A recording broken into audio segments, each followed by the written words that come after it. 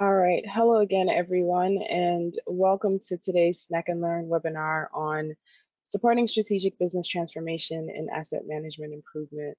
So our topic today is centered on the changes in an organization's processes that are introduced to improve how it manages its assets. So essentially, we're talking about change management and asset management. Please note that there will be time for questions at the end of my presentation, and so you're welcome to write your questions in the questions box of the GoToWebinar control panel as we go along. My name is Margaret-Avis Akofio-Sowah. I'm an asset management consultant with WSP, and I work with transportation agencies, highway and transit agencies around the US in implementing asset management practice into their business. As a graduate student some years ago, my dissertation actually explored the importance of change management in asset management implementation from a research perspective. And so over the last several years, I've been fortunate to be able to work on the implementation side of implementing those concepts in client agencies with WSP. And I'm also a ProSci certified change practitioner. So here's the basic question. What does change management have to do with asset management? In general, supporting change is rarely explicitly included in the scope of any asset management work. And in fact, I've worked with agencies where, much to my disappointment, change elements were either de-scoped or de-emphasized because they were assumed to be unimportant. But realistically, by the very nature of asset management improvements, they require careful consideration of how those improvements will be received and how they can be sustained in an agency. So for our time today, I'm going to first paint a picture of the changes involved in asset management improvement, and then discuss the elements in a strategic approach to supporting that change. But let's start first by level setting on asset management. So the first thing I like to do is establish here that we're referring to physical asset management as opposed to financial asset management. So in our case, we're looking at assets that typically have a life cycle or life cycle milestones similar to what you see here in the graphic on the right of the screen. For agencies like those in the transportation industry, asset management is about making those strategic and data-informed investment decisions at the different stages of an asset's life cycle to ensure that it is maintained at acceptable condition or performance levels. So one of the things we like to say is that it's about doing the right amount of work at the right time for the right cost to deliver the right level of service.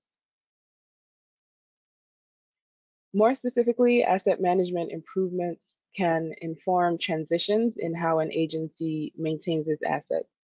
So for example, going from maintenance management, which tends to focus more on aligning assets with the right treatments to retain a particular level of service, through to comprehensive asset management, which really emphasizes that clear line of sight from organizational objectives through to the investment decisions that are made along an asset's life cycle.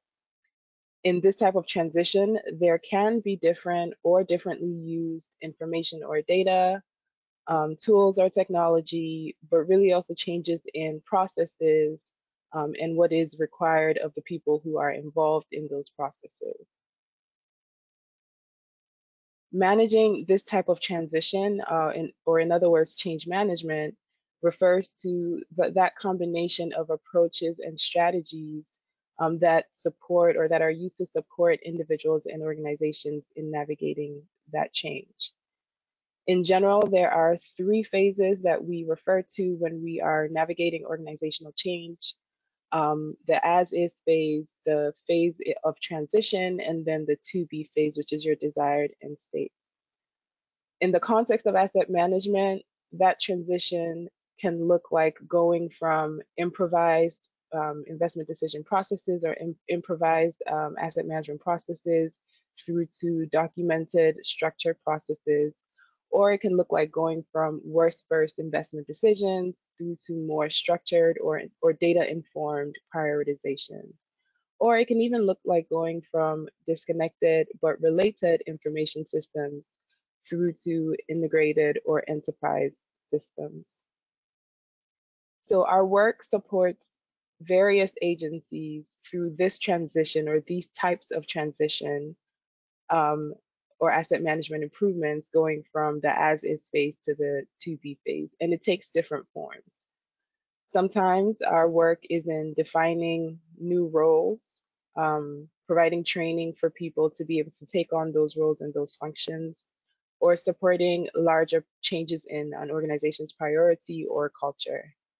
Sometimes it can look like supporting process change, so implementing or developing inventory and condition assessment processes, or even designing new decision-making processes. Sometimes it can also look like changes in tools. So developing new tools or implementing new information systems or establishing rules around how tools are used to collect data and so on and so forth.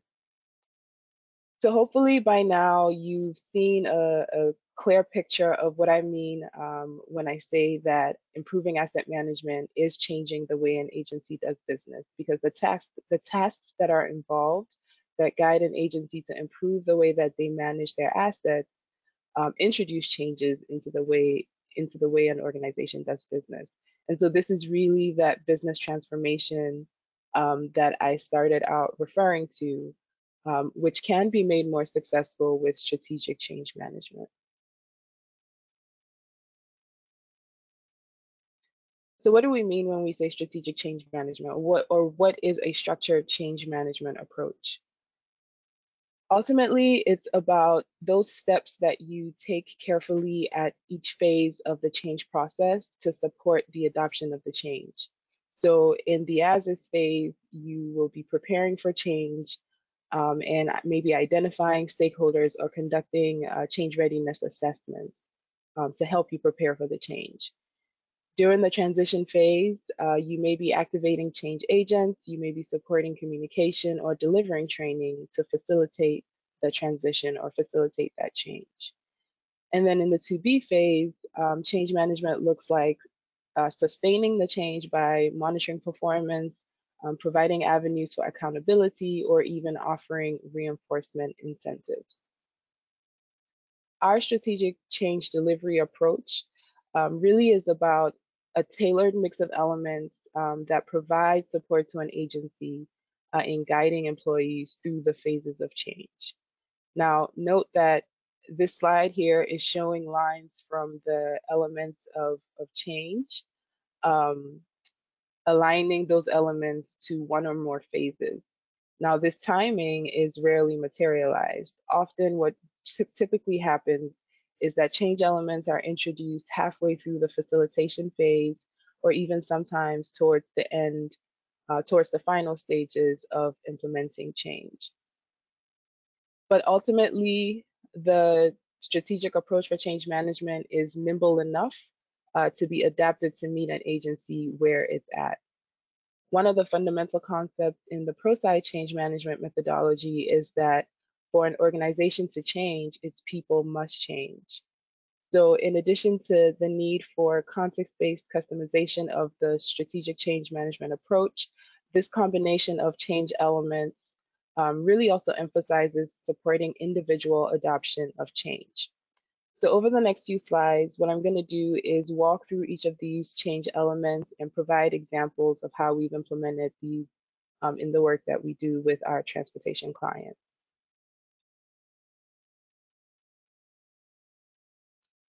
A change readiness assessment should typically be one of the first things that you implement when you're preparing for organizational change. Essentially here, what you're doing is trying to figure out how prepared this organization or agency is to adopt a change. There are a number of different factors that influence how ready an organization is for change, which will ultimately influence the type of resistance or how much resistance you'll get once you begin to implement that change.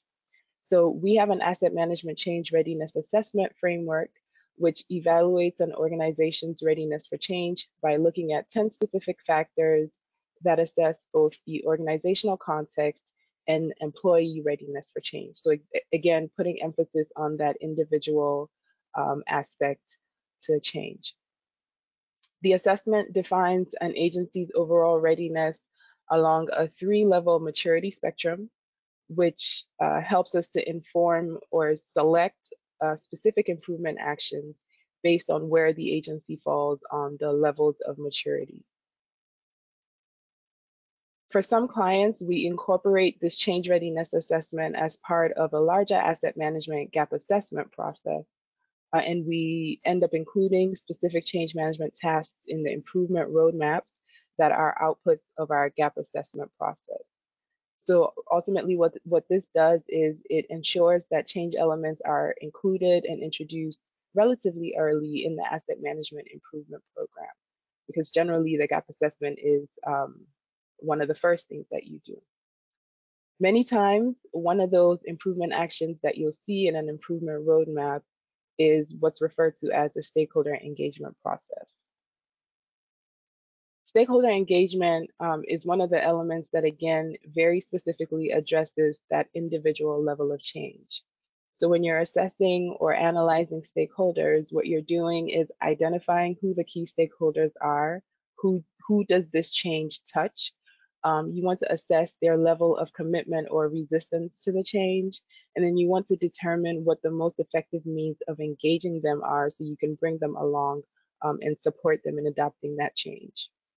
Stakeholder analyses can be detailed, as you see in this screenshot, where we're looking at individuals through the agency, or they can look at stakeholder groups and be more general, categorizing stakeholder groups. Ultimately, the results of a stakeholder analysis should and can inform a stakeholder engagement and communications plan, which should highlight a number of different things related to how we communicate and engage with our stakeholders. So this includes things like the content of the communication, what types of communication and what should it include, when and how often engagement should occur, what the channels and tactics for engagement are or should be, and even who communication should come from. In communicating about change, one of the fundamental things agency employees really want to hear about is how will a particular change affect me? How does my job change? And so this element of establishing governance and clarifying roles is really about answering that question. So here what we're doing is documenting expectations for working groups or committees that employees are invited to participate in, or sometimes we're defining specific roles and in some cases competencies for individuals who have direct involvement in the asset management process. In addition, we'll have to manage any adjustments that this introduces to traditional roles and responsibilities and accountability in the agency. Establishing governance and clarifying roles can also look like defining or revising decision-making and authority processes in an agency. This clarity of governance and roles really enhances individual employees' knowledge and ability to be able to implement change because they have a better, or they should have a better understanding of what their role in the change process is.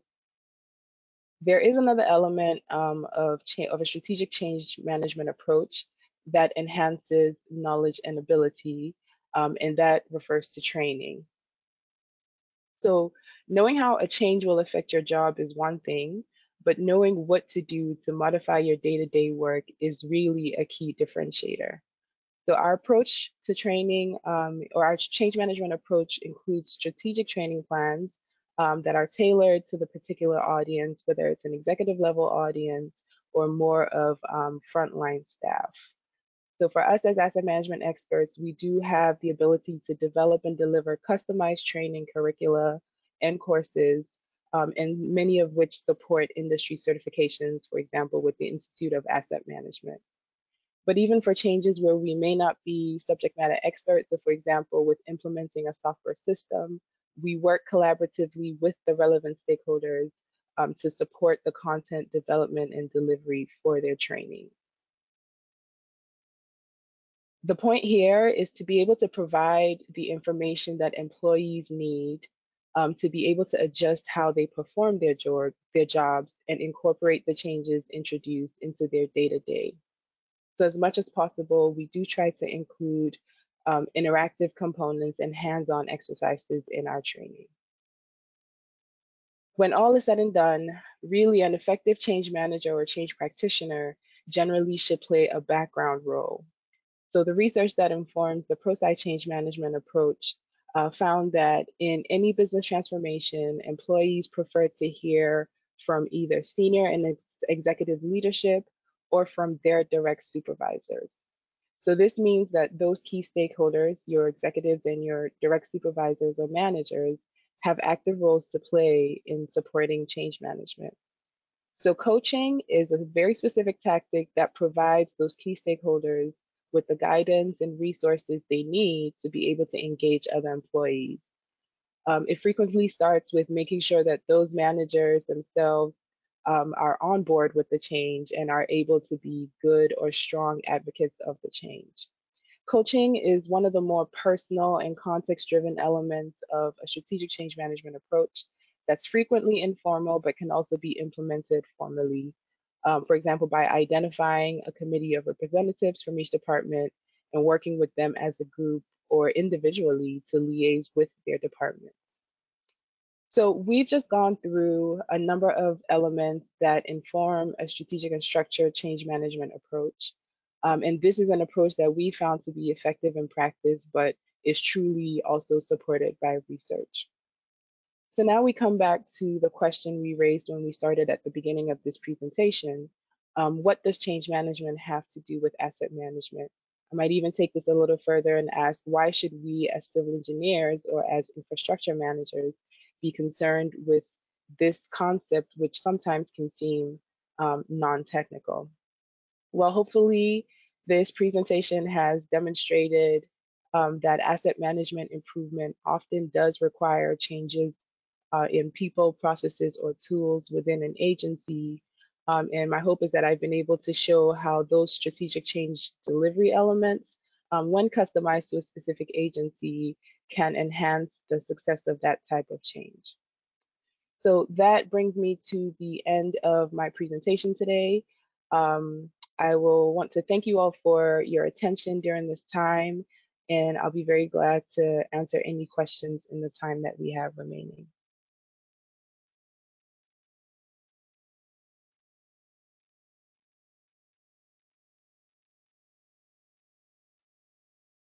All right, so one of the questions that we have received is, um, if a project has limited budget to incorporate change elements, what would you say should be prioritized? That's a really great question, because generally, change management can be the first thing to go in a project budget when there's not enough funding. From my perspective, I think it's most important to know where you are. So what that means is starting with the readiness assessment, or maybe even skipping that form and starting with a stakeholder analysis, just to be able to figure out to be able to read the room, figure out what the temperature of the agency is as far as implementing the specific change is concerned. Now, a change readiness assessment or a stakeholder analysis, like I mentioned, can be adjusted in terms of scope to focus on specific stakeholders within the organization, or can be broader. And so, of course, that can also be adjusted based on the budget that is available.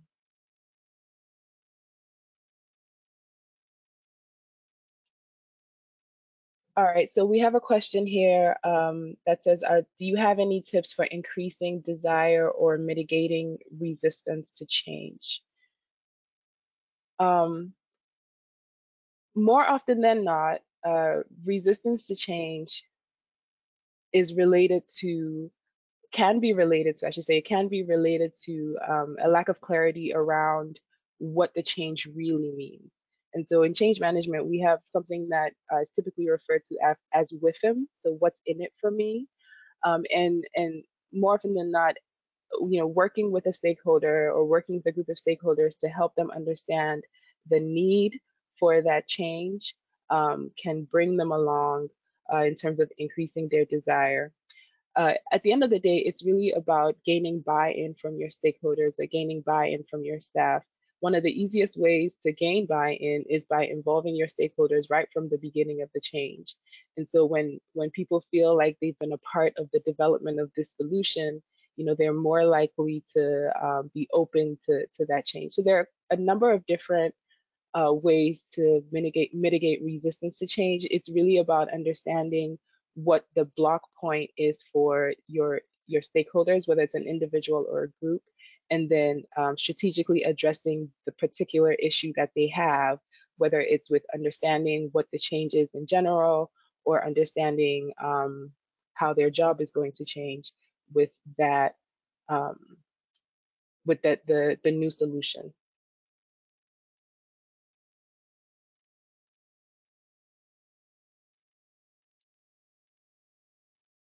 So another question that we've received here is, how do you convince executive leadership to invest in change management? That's also another a good question. I think that there is research that supports why change is important, or why change management is important.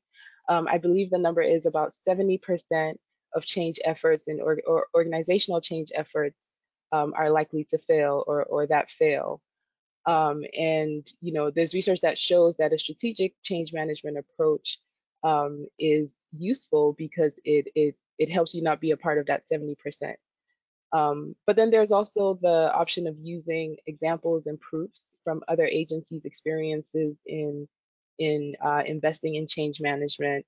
But then you can also challenge your leadership to shift their perspective, right? So, they can take a second and put themselves in staff shoes and think about how they would receive this type of change that may be coming down from the top, and think about the importance of really working with them um, in a way that helps them be more likely to adopt the change that is being implemented.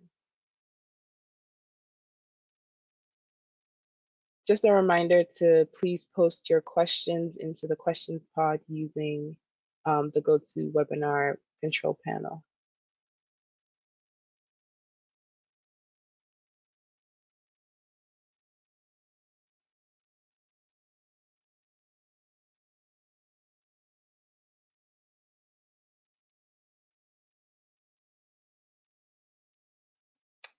There's one more question here.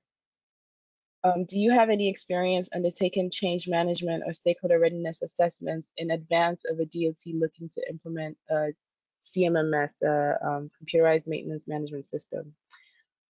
Um, So to answer the question directly, unfortunately, my experience in readiness assessments and stakeholder engagement usually happens after the DOT has started implementation, or that's been my experience because, like I said, in one of the slides, that timing, that ideal timing, very rarely happens.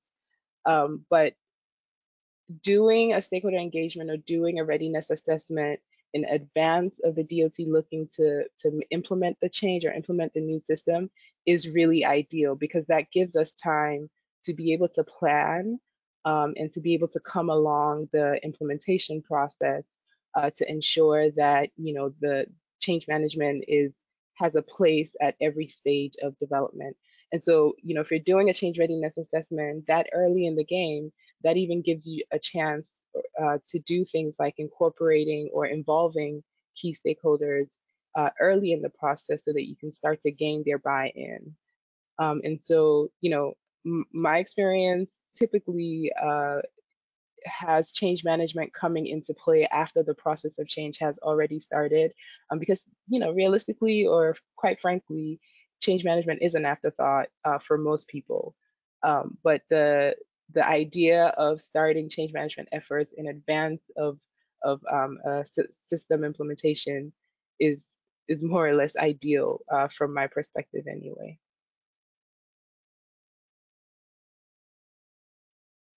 So I think we have time for about one more question before we end our short session here. We'll just give it a chance to see if anyone else has any questions.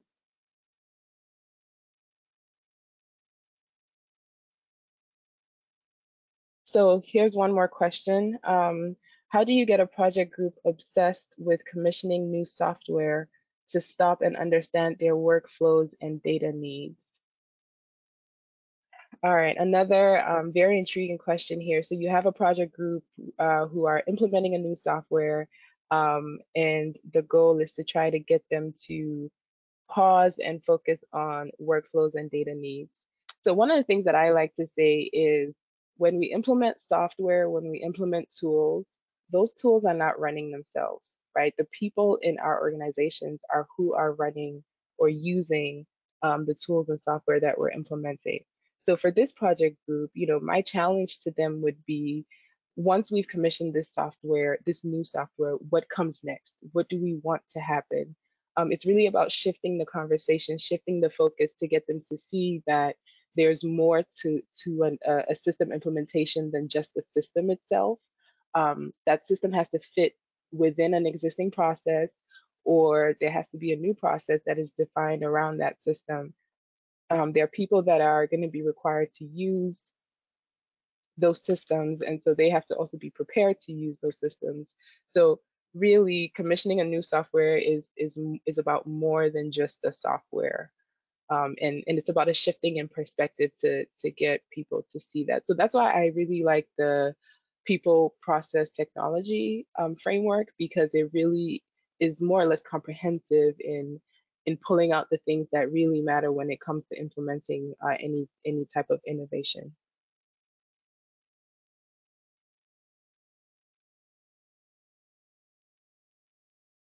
Here's an interesting question. When it comes to the aversion to change, are certain stakeholders more open to change than others? So, for example, are executives more open than frontline employees? This is going to be our last question, but it's a great question to end on because it's a very interesting question. So, I mean, I think in general, it depends on where the change starts, right? So more often than not, change comes from the top. So change comes from some executive decision to make a change or something like that. And so in that case, your executive will be more open to the change, obviously, than the frontline employees who may be wondering, well, where did this come from?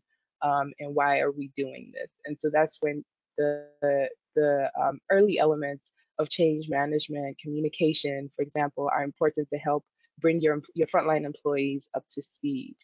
On the other side of things, if you have change that is introduced from the bottom up, or change that kind of starts at the front line, and eventually evolves into more strategic change, then your frontline employees are likely to be more open to that because it more often than not developed out of a need that they had. Um, so yeah, I mean, I think in general, there's no way to generalize who has more of an aversion to change. It really depends on what the change is, how the change came about, and who is really the driving force behind the change. So again, thank you all very much for attending this webinar, and thank you very much for your attention. My contact information is on the slide if you would like to reach out to me with more questions. Otherwise, this is the end of our session today, and I wish you all the best in the rest of your day.